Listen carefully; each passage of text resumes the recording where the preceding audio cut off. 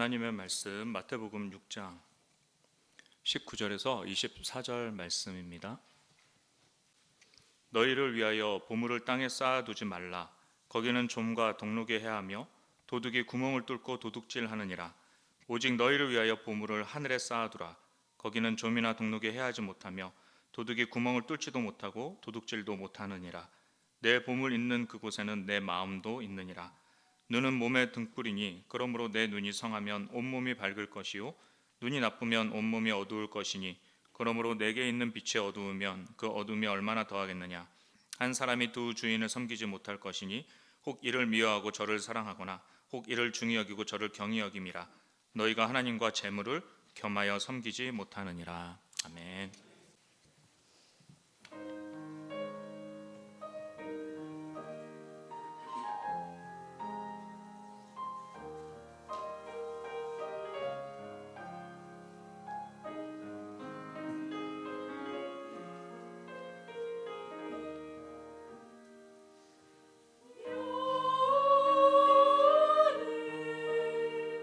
나의 목자시니 내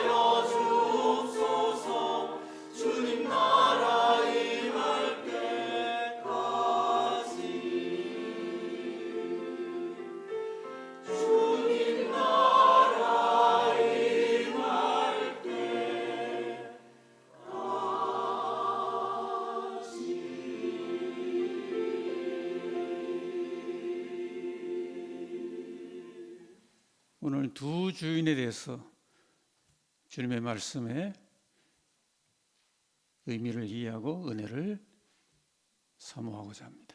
마태복음에 기록된 이 산상수훈은 상당히 신앙인에게 중요합니다. 근데 이 산상수훈을 단순한 윤리적인 교훈으로 생각하는 경향이 있는데 결코 그렇지 않습니다. 오히려 산상수훈은 하나님 나라의 선언문이라 볼 수가 있습니다. 미국이 마치 1776년에 당시에 13개 식민지로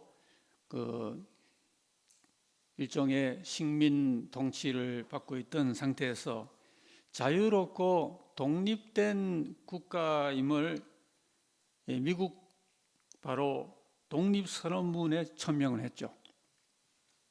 우리나라도 오늘이 3월 1일이죠. 107년 전에 독립 만세 운동이 있었죠. 근데 그 중심에는 분명한 선언문이 있었습니다. 바로 1919년 3월 1일 날 서울 태화관에서 민족 대표 34민이 서명한 기미 독립선언서가 그것입니다. 그 34민 중에 우리 기독교, 개신교가 33명 중에 16명으로 최다를 이뤘습니다.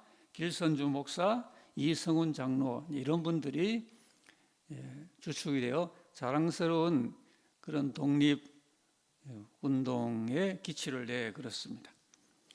바로 그것은 당시에 조선이 남의 종된 식민지가 아니고 하나님과 역사 앞에서 자주적인 민족이라고 하는 것을 선포를 한 우리 민족적 양심의 선언문이었습니다.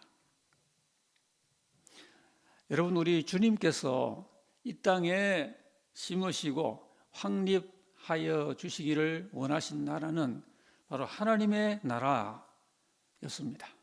천국은 분명히 나라입니다. 그 외 모든 나라는 땅의 나라고요. 주님이 심으신 나라만이 천국, 하늘의 나라입니다. 그 하나님 나라의 대강령을 확립하신 선언문이 바로 산상수훈입니다. 산상수훈을 잘 알아야, 우리 국민이 헌법을 알아야 그 국민으로서의 의무 권리를 잘 이행하는 것처럼 산상수훈을 정확히 잘 알고 행해야 우리 기독인의 삶의 실제적인 강령이 될 수가 있습니다. 미국이나 당시 조선에서 천명한 그 선언문이 모두가 다 종과 자유의 개념을 다루었죠. 이와 같이 2000년 전에 우리 주님의 산상수훈도 참된 의미에서 종과 자유 문제를 다루어 줍니다. 오늘 우리가 읽은 본문에 분명히 보면은 주인이란 말이 나오고요, 섬김이란 말이 나옵니다. 여러분, 종과 자유는 존재의 상태가 다릅니다. 종으로 있는 상태와 자유자로 있는 상태가 벌써 다른 거죠. 종과 자유자는 그 인생의 삶이 다른 것입니다. 종으로 사는 인생, 자유자로 사는 인생은 삶의 질이 다릅니다.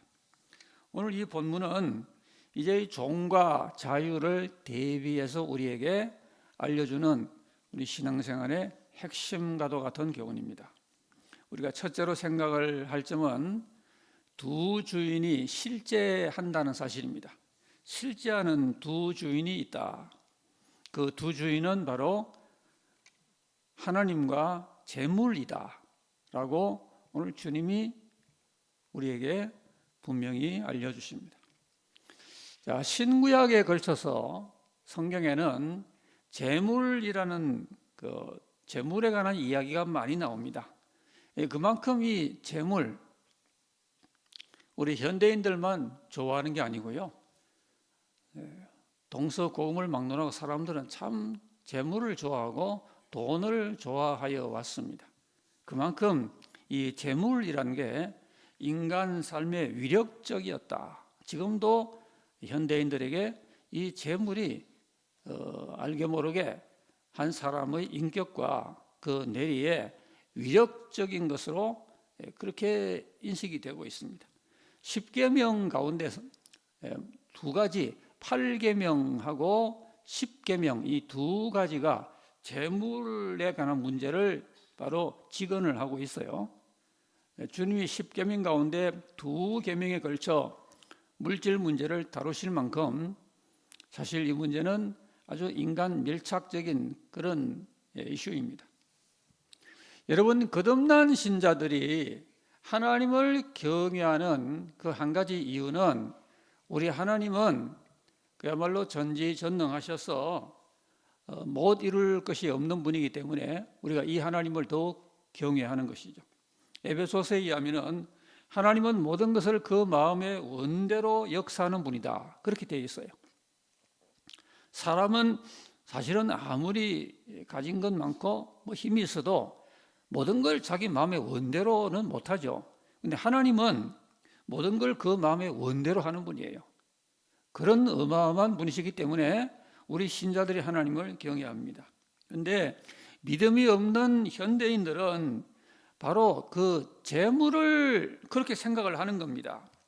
재물이 있으면은 그 재물이 사람에게 무엇이든지 원대로 이루어주는 바로 신과 같은 실체이다, 이런 생각을 옛날 사람이나 현대인이나 갖고 있는 겁니다. 그 재물이 주는 마치 전능한 것 같이 착시를 주는 그 파워를 좀 얻어보려고 주야로 노심초사하고 인생들이 살고 있죠. 바로 이게 주종관계란 겁니다. 사람이 선한 목적을 위해서 이 물질을 사용을 하고 활용을 해야 되는데 이게 주종이 뒤바뀌어 가지고 바로 사람들이 인생이 재물에게 주인 노릇을 당하는 그런 입장이 뒤바뀐 주종관계의 이 역전의 모습을 보이고 있는 겁니다. 사람이 살면서 이 재물의 맛에 오도되면은 그러면 영적으로 사고가 납니다. 점점 하나님을 멀리하고 교회를 멀리하게 됩니다. 사람의 눈에 한번 착시가 오면은 하나님이 보이지 않고요, 진리가 보이지 않고 또 진리를 들어도 들리질 않습니다. 재물이 모든 것을 할 수 있지가 않죠. 그리고 재물이 할 수 있는 것보다 할 수 없는 게 훨씬 더 많고요. 그리고 참으로 인생에게 중요한 것은 그 재물이 하나도 해줄 수 있는 게 없습니다. 우리는 이 물질이 굉장히 파워풀한 것처럼 생각하지만 실제로 내 인생이 위기에 놓일 때 나를 구해줄 능력은 전혀 들어있지 않는 것이 재물인 것입니다. 구약의 선지자 발람이 타락을 한 것도 바로 재물 탐욕 때문이었고요. 우리가 잘 아는 신약의 가롯 유다라는 제자가 하나님의 아들 주님을 배반한 것도 은 30냥이라고 하는 재물에 대한 탐심 때문에 비롯됐습니다. 다 재물욕에서 지금도 숱한 많은 인생들의 그 주변사에서 재물욕 때문에 어떤 사람은 신앙에 방해를 받고 어떤 사람은 하나님과 멀어지고 어떤 사람은 인간과 멀어지고 이런 다양한 인생 비극이 일어나고 있는 것이죠. 반면에 성경에서 구원을 경험한 많은 또 자녀들이 있어요. 이들은 이 물질이란 것이 결코 신이 아니라는 것을 깨달은 사람들이에요. 그래서 분연히 물질의 종으로부터 돌아선 사람들, 그 가운데는 신약에 나오는 2렙돈을 헌금통에 바쳐 주님께 칭찬받았던 그 믿음의 여인, 그리고 잘나는 삭개오, 주님께 칭찬을 받고 참으로 하나님의 구원의 백성이라고 인정받았던 그 신뢰가 그것입니다. 니고데모라는 인물을 여러분 잘 아시죠? 이 니고데모가 처음에는 주님으로부터 내가 네게 거듭나야 하겠다라는 말을 기히 여기지 말아라, 이런 말씀을 들었지만은 나중에는 이 물질에서 해방된 모습을 보여줍니다. 요한복음에 보면은 나중에 요한복음 19장에 일찍이 예수께 밤에 찾아왔던 니고데모도 몰약과 침향 섞은 것을 100리터라, 이 100리터라는 요즘 가치로 3억 원쯤 된다 그럽니다. 그러니 이 니고데모에게도 결코 이것은 적은 가치가 아니었어요. 자기 인생에 소중히 간직해 두었던 그것들을 예수님의 이제 장례를 위해서 가지고 왔다는 겁니다. 이에 예수의 시체를 가져다가 유대인의 장례법대로 향품과 함께 세마포로 썼더라. 주님이 우리의 죄를 짊어지고 죽으시는 그 역사에 두 번 다시 없는 그 예수님의 장사의 기회를 이 니고데모는 살려서 자기 가장 소중한 것을 그대로 가지고 와서 주님의 장례에 사용을 했다. 이것은 그가 물질의 가치와 하나님의 그 바라보는 가치를 벌써 비교해서 우리 하나님을 경외하는 그런 수준에 이르게 되었음을 우리가 짐작할 수가 있습니다. 여러분, 우리들은 실제적으로 우리 현실 가운데서 재물의 힘을 전혀 무시할 필요도 없고요. 그리고 과소평가할 필요가 없습니다. 왜냐하면 오늘 본문에 주님이 우리에게 아주 현실적인 말씀을 하시는 거예요. 사람에게 두 주인이 있다. 어떤 사람은 하나님이 주인이고 어떤 사람은 재물이 주인이다. 그래서 이 하나님을 주인으로 삼는 사람은 하나님을 전능하신 예배의 대상으로 삼고 예배하고요. 반면에 재물을 그런 정도의 굉장한 어떤 실제로 생각하는 사람들은 자기 삶의 그 재물의 주인 노릇을 인정을 하고 있다. 아주 현실적으로 주님이 그 현실적 그 인정을 오늘 말씀에 기록을 해주고 있는 것입니다. 다만 분명한 것은 재물은 결코 전능하지 않아요. 이 착각을 우리가 버려야 됩니다. 돈이면 다 할 수 있다. 아니에요. 좀 전에 말씀드린 것처럼 가장 절실한 인생 문제, 재물은 전혀 못하는 겁니다.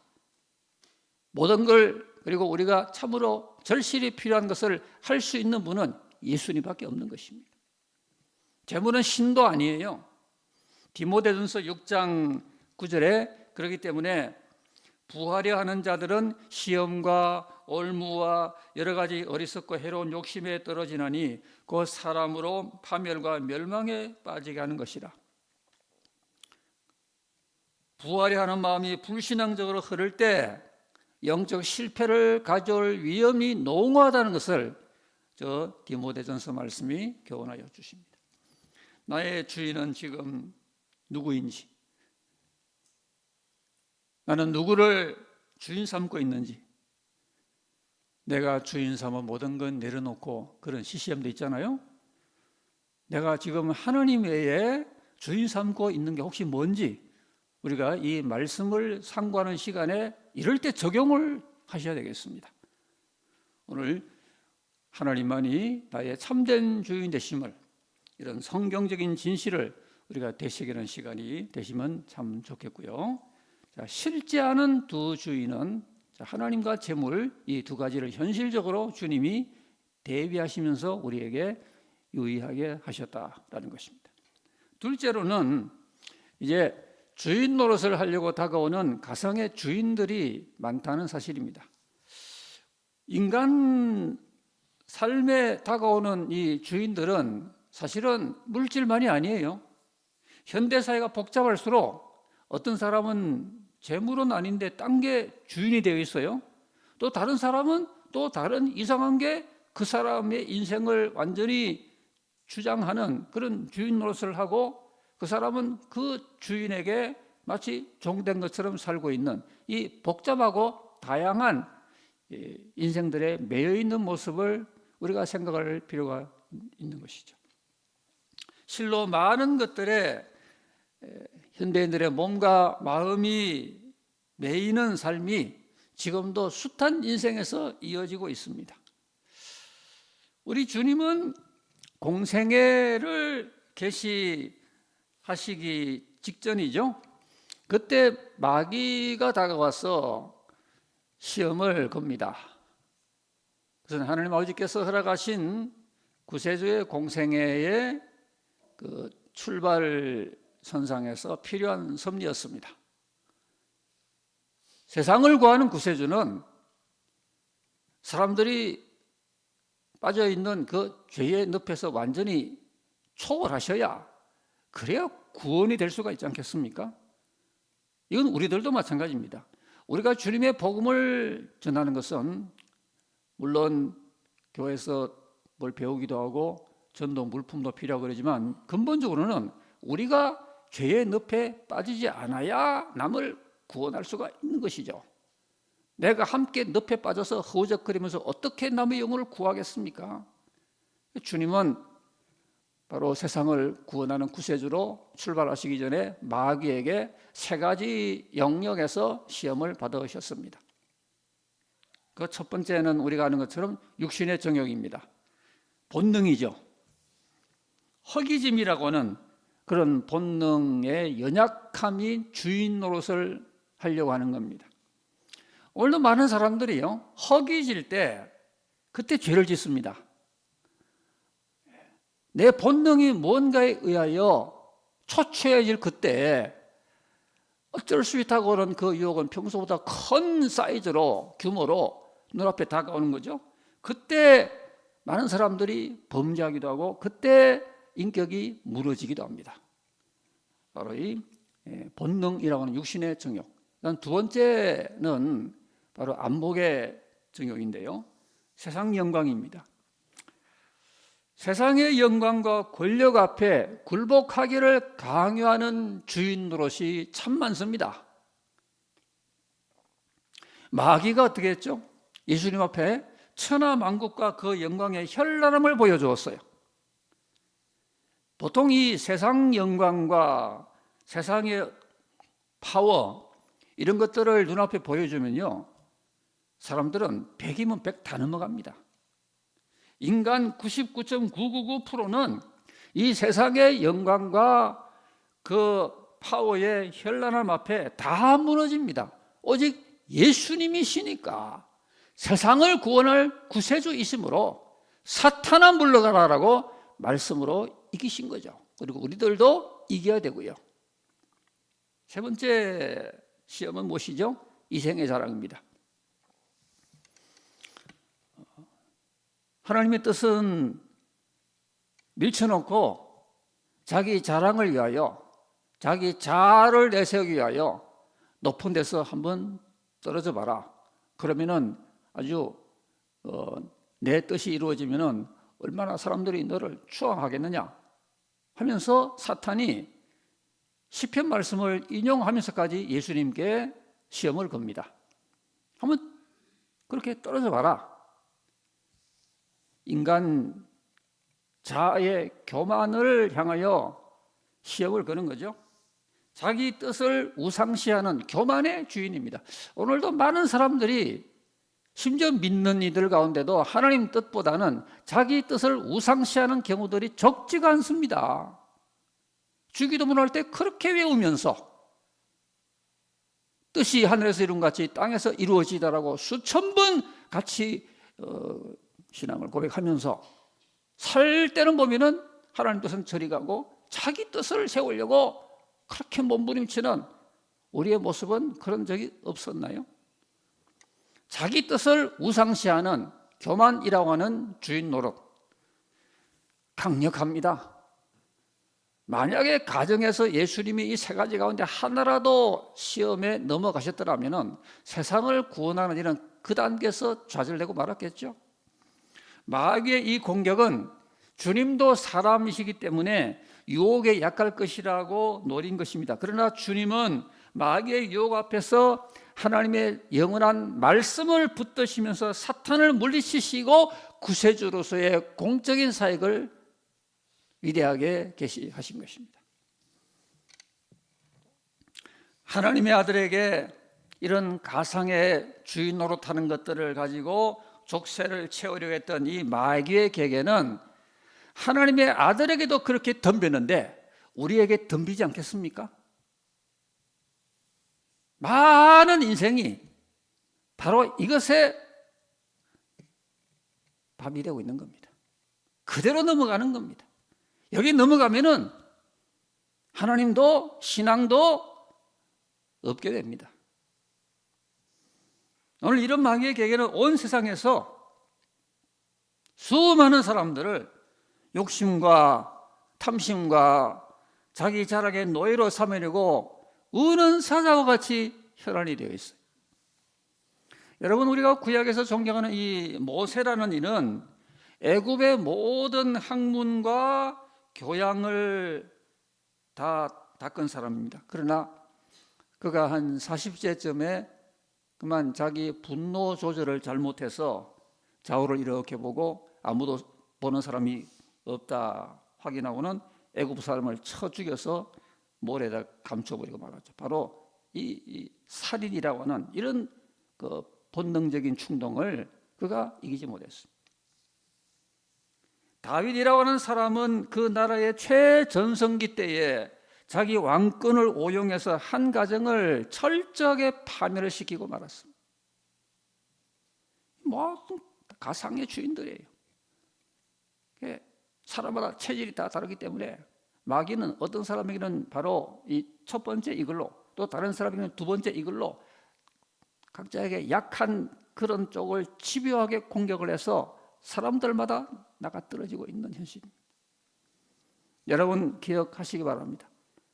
이런 모든 가상의 주인들은 생각보다 강합니다. 인간은 이런 가상의 주인들 앞에 존재론적으로 약한 존재예요. 괜히 강하다고 자만하거나 방심하지 말아야 됩니다. 나는 아니야. 아니, 예수님도 마귀에게 시험을 받으실 때 정면으로 말씀을 사용하여 물리쳤는데 예수님에게 찾아온 그 마귀가 자기에게 오지 않겠습니까? 와서 육신의 정욕, 안목의 정욕, 이생의 자랑으로 걸지 않겠습니까? 나는 강해, 나는 안 넘어가 라고 하다가 바닥까지 추락한 그런 인생들이 얼마든지 있습니다. 예수님은 저희를 진리로 거룩하게 하옵소서, 아버지 말씀은 진리옵나이다 그랬습니다. 여러분, 진리를 벗어난 영혼들은 다 이런 허상들에게 주인 노릇을 강요받고 어쩔 수 없이 쩔쩔매는 그런 인생의 예속 상태를 벗어나지 못하고 살고 있습니다. 우리가 이런 의외로 유혹이 상당히 세고 강하다는 사실과 인생은 사실상 굉장히 약한 존재라는 점을 우선 수긍하고 들어가야 됩니다. 그러면 해방의 방법이 뭘까요? 오늘 주님은 말씀 가운데 참 주인을 섬기는 방법을 말씀하셔요. 첫째는 20절 말씀에 보물을 하늘에 쌓아두라 라는 것입니다. 자, 물질을 인하여 예속이 되고 시험 드는 이유는 왜 그런 거 아니? 사람들이 대부분이 그 물질을 땅에 쌓아두기 때문입니다. 여러분, 땅이란 것은요, 인간의 탐욕을 붙들고 있는 탐심의 저장고와 같아요. 사람들은 열심히 벌고 열심히 번 그것을 하나님 뜻대로 선한 데 쓰는 것보다 땅에다가 자꾸 쌓아두는데요, 땅에 쌓아두는 한 거기에 욕심이 더해져서 벗어날 수가 없다는 사실이에요. 해방을 넣는 유일한 탈출구는 보물을 하늘에 쌓아두는 겁니다. 보물을 하늘에 쌓아두면은 비로소 그 사람이 물질에서 자유를 얻는 것입니다. 둘째는 22절에서 마음 눈을 늘 밝히는 것입니다. 사람이 잘못된 주인을 섬기는 이유는요, 결국 눈이 어두워 그렇습니다. 인생의 참 주인을 못 알아보고 가상의 주인을 평생 섬기는 바로 그 이유가 바로 눈의 그 시야의 시력에 관계된 것입니다. 주님은 그 해법으로 마음 눈을 제시하여 주십니다. 육체의 시력도요, 약하면은 잘 못 보잖아요.